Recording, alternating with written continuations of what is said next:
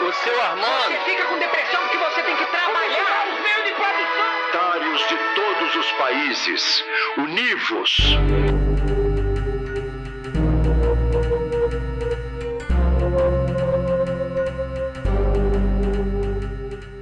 Você está escutando o Univos. Quando você pensa em Frida Kahlo, qual é a primeira imagem que aparece na sua cabeça?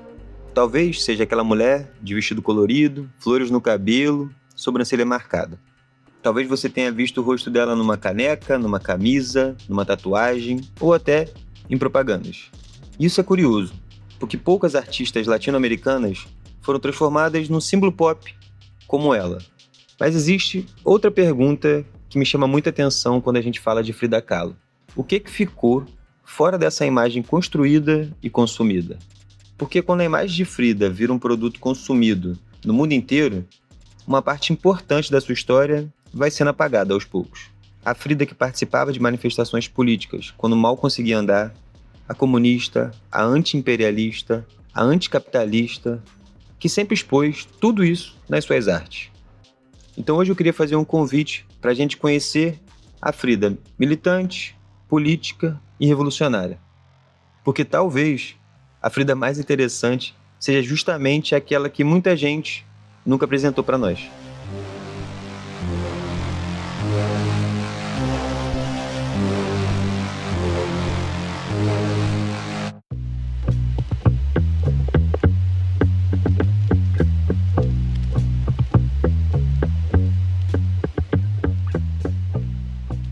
Mas antes da gente falar da Frida em si, a gente precisa falar do México. Porque basicamente ninguém nasce separado da história do lugar onde vive. No começo do século XX, o México era um país extremamente desigual. Grande parte das terras estavam concentradas nas mãos de poucos proprietários. Empresas estrangeiras, principalmente estadunidenses, tinham enorme influência sobre a sua economia. E quem governava o país era o ditador Porfírio Díaz, um militar que permaneceu por décadas no poder. O México crescia, entre muitas aspas, mas era um crescimento que não chegava para todo mundo. Até que em 1910 explode uma revolução. Talvez você já tenha ouvido falar de Emiliano Zapata e Poncho Villa. Eles se tornaram os dois maiores símbolos daquele movimento que defendia reforma agrária, justiça social e um México menos dependente das elites. E aí, nesse momento dessa revolução, a gente traz uma curiosidade que diz muito sobre a figura de Frida Kahlo que nos é passada. Ela nasceu em 1907, mas ela gostava de dizer que tinha nascido em 1910. E ela fazia isso porque ela queria dizer que ela tinha nascido junto com a Revolução Mexicana. Pode parecer um detalhe, mas já mostra muito, desde muito cedo, que ela enxergava a política como parte da sua própria identidade.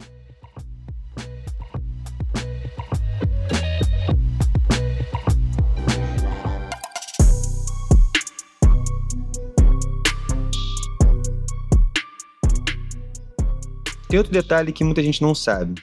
A Frida, desde pequena, não tinha o sonho de ser artista. Na sua biografia mais fiel, diz que ela queria ser médica, porque ela gostava muito de anatomia e gostava muito de ciência. Quando criança, ela entrou na Escola Nacional Preparatória, uma das instituições mais importantes do México. E foi ali que ela começou a se aproximar de grupos de estudantes que discutiam política, mais ou menos nos seus dia-a-dias. Ela fazia parte de um grupo chamado Los Cachuchas, um grupo de jovens irreverentes, críticos do governo, apaixonados por literatura, filosofia e pelos debates que aconteciam naquele México em constante transformação.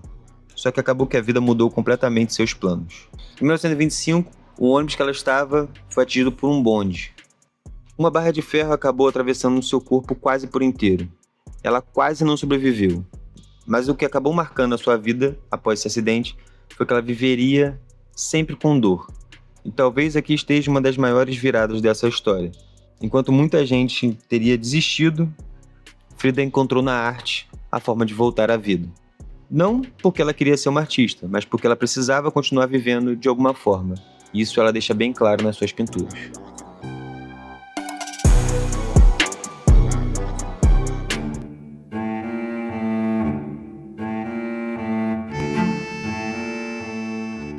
Existe uma frase da Frida que ficou muito conhecida. Ela dizia: "Pinto a mim mesma porque sou a pessoa que conheço melhor."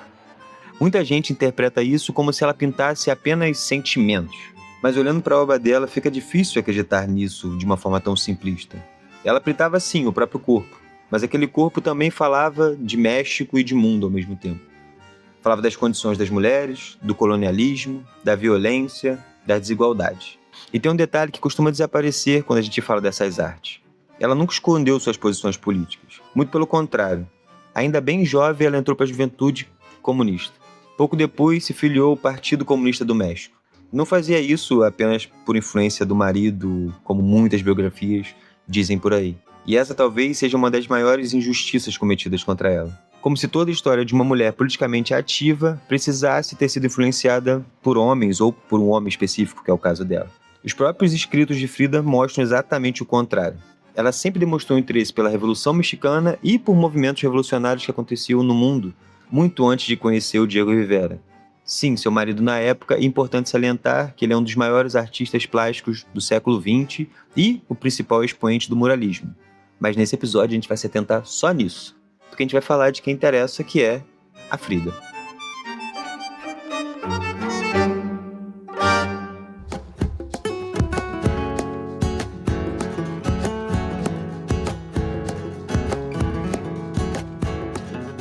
Bom, na década de 1930, Filha acompanha Diego nas viagens aos Estados Unidos. E ali ela escreve cartas duríssimas. Ela ficou completamente incomodada com o contraste entre a riqueza das elites e a pobreza das pessoas comuns. Em uma dessas cartas ela escreve que era horrível ver festas luxuosas acontecendo enquanto milhares de pessoas passavam fome. Ela sempre criticou abertamente o capitalismo. E ela também fazia duras críticas ao surrealismo europeu. Aliás, existe uma frase dela que resume muito bem isso.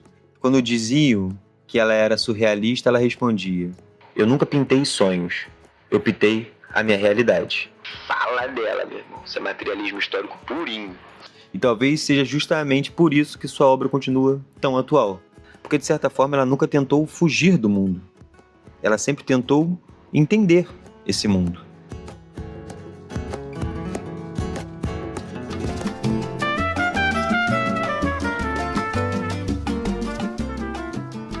E aqui eu queria voltar para aquela pergunta que eu fiz lá no começo, porque é praticamente impossível falar de Frida Kahlo sem lembrar da sua imagem.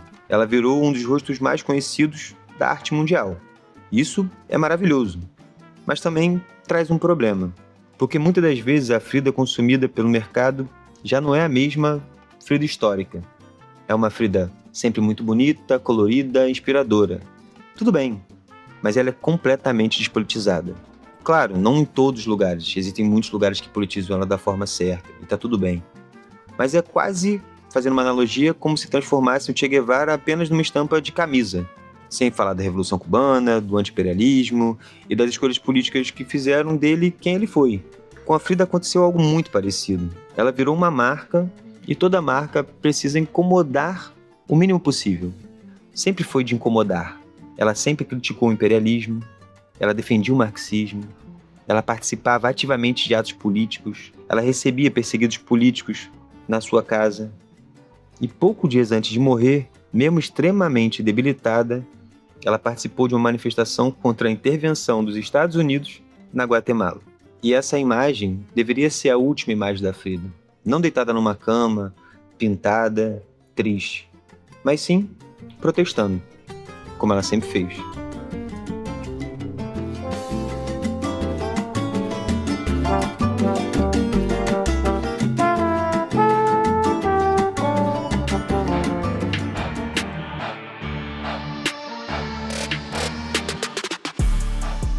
Pra gente finalizar, talvez a maior obra da Frida nunca tenha sido especificamente um quadro, como eles tentam vender. Talvez tenha sido a maneira como ela decidiu viver e mostrar esse mundo que ela vivia. Talvez ela tenha transformado dor em uma linguagem, sim, pode ser que sim. Mas talvez exista outra escolha igualmente importante. Ela também decidiu que a arte não servia apenas para decorar paredes, como eles tanto tentam fazer. A arte podia fazer pergunta, podia incomodar, podia denunciar, e sim, ela podia tomar partido.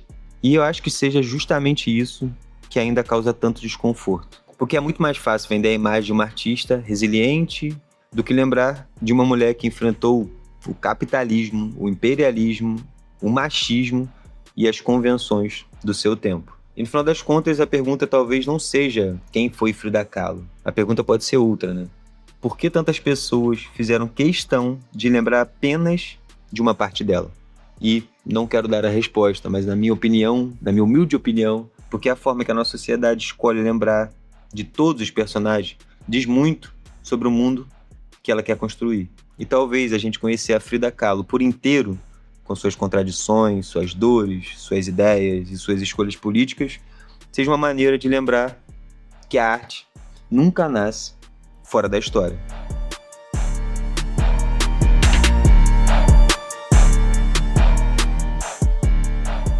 Esse foi o Univos.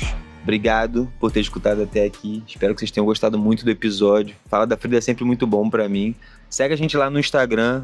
O arroba é Projeto Univos. Tem vindo muita coisa boa por aí. Os episódios nesse mês vão ser todas segunda-feira. No mês que vem a gente já não sabe. Se cuidem. Beijo e bebam água.